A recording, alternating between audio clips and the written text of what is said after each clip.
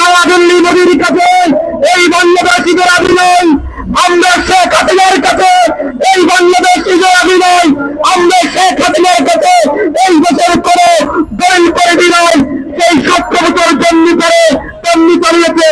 আগামী 6 মাসের ভিতরে বাংলাদেশের মানুষ দেখতে পাবেন এই নদী সরকার, এই নদী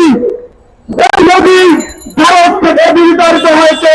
যেভাবে আসাদের পতন হয়েছে, যেভাবে শেখ হাসিনার পতন হয়েছে, আগামী 6 মাস আপনারা এখন কথা দিচ্ছি, কথা থাকবে এই 6 মাসের ভিতরে নদীর প্রতিবাদ করতে হবে। ভারতের মানুষকে লিখেছে নদীর বিরুদ্ধে, কারণ বাংলাদেশের সাথে বাণিজ্যিক বন্ধ করে ভারত এখন না করে আছে।